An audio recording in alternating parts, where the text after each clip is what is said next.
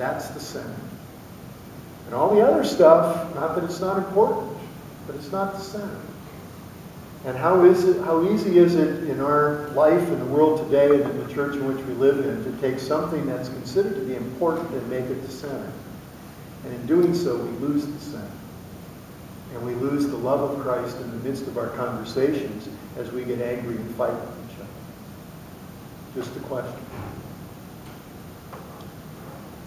Any questions on that little, wherever that went? Or on something else before I get into some things that I'm curious about, interested in? Need your opinion on it. What's your opinion on it? I look at Paul's journeys, and I look at the way in Acts that he presented his message first to the Jews, and he had a style in which he presented to them.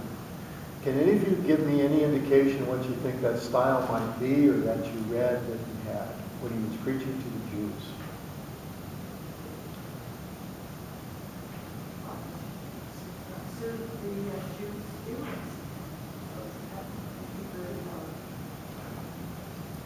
Well, I think Stephen and Peter probably had better sermons, but I mean, they kind of did the whole breadth of.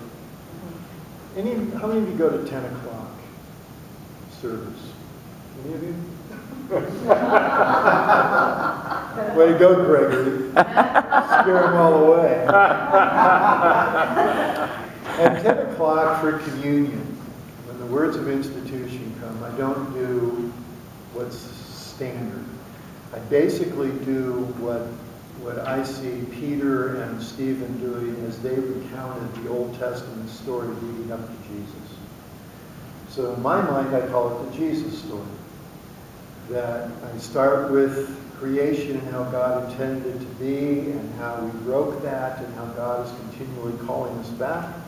And depending on what my mood is that Sunday, I can talk about Abraham and the patriarchs, I can get into the Exodus, I can get into the exile. I can go a lot of different directions, all part of that long story that leads up to Jesus.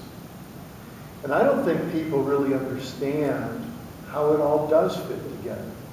So one of the things I'm trying to do, at least at 10 o'clock, is trying to give people words to tell the story themselves. And maybe after you hear it for 8 or 10 years, some of these things by osmosis will kind of sink in, and you'll kind of say, well, wait a minute. God had a plan and an intention and worked all along, and this is what Jesus did and why he had to die.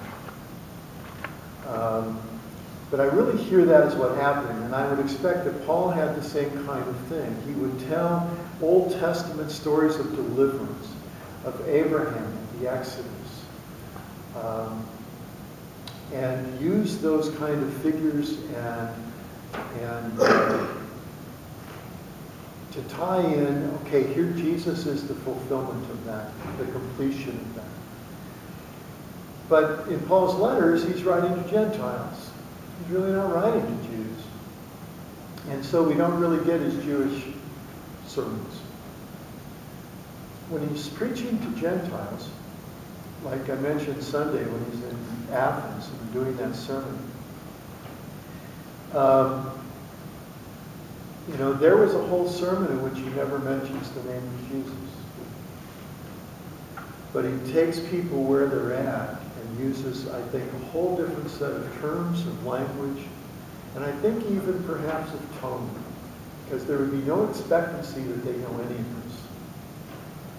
So I hear Paul, who I believe can be extremely, sometimes very angry and pointed and all the rest, being very gentle in his tone with people who obviously did not understand and believe something so totally different. And so while he would judge them in the sense of saying they don't know who the true God is, he didn't come across as judgmental in terms of you're stupid, why don't you know my God? And your gods are foolishness. He didn't say that. And so I'm curious about that.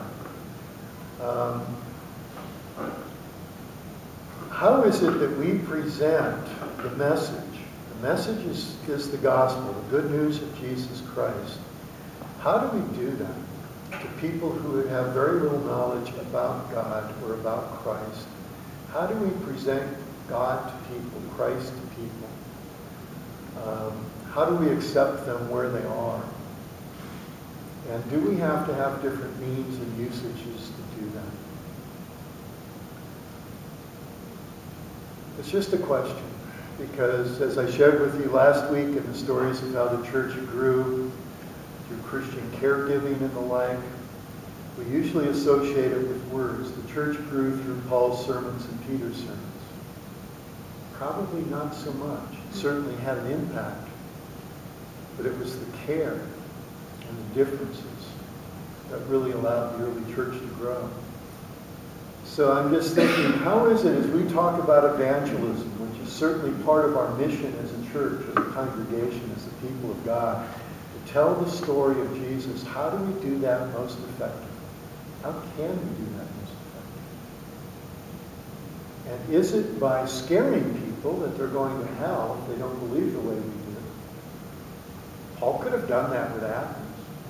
He could have described hell in these great terms. The Jonathan Edwards in the 1700s, the great preacher, when our country was being founded, just scared the living hell out of people. He painted such a picture of hell that we're told people were rolling around in tears, just ripping out their hair, convinced that God was going to send them there that night. And he converted them all. Scared to death. So that's one way, I guess, of doing evangelism, is paint such a bleak picture of hell that you won't want to go there. But I also think that in order to paint that picture, you have to have some concept of belief in God who would send you there. So I don't know what Jonathan Edwards was all pulling on there, but yeah, just a great, just a wonderful sermon. If you like Hellfire and Brimstone, look it up, Google it. It's a great one. I'm just curious. We want to present the gospel to young families in our community, of which our community, our demographic is, that the median age is somewhere around 35, is it? 36? Which means we have a lot of families, parents in their 30s with children, young children. How do we reach out to them with the gospel?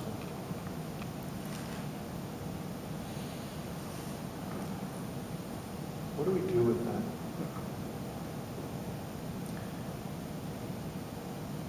How do you make them feel not judged, but accepted as they are? And what are we inviting them into? And these are questions that I wrestle with.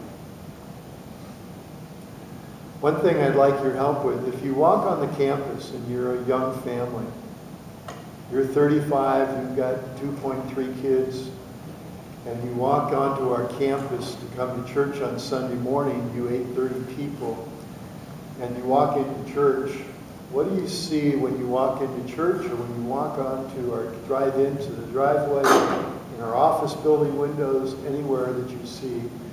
Is there anything there that says, we like kids? As you look down the patio, you see anything that says, we love kids here, we want kids here? The We Love Kids is at the 10 o'clock service. The place is just bouncing. Okay. Kids everywhere. And that's because there's children there. Mm-hmm. But what if you're a new family and you're not one of our church families, and so you come 10 or 15 minutes early to make sure you get a seat?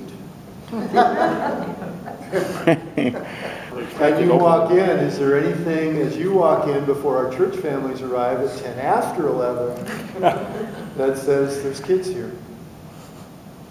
Or that we want kids here?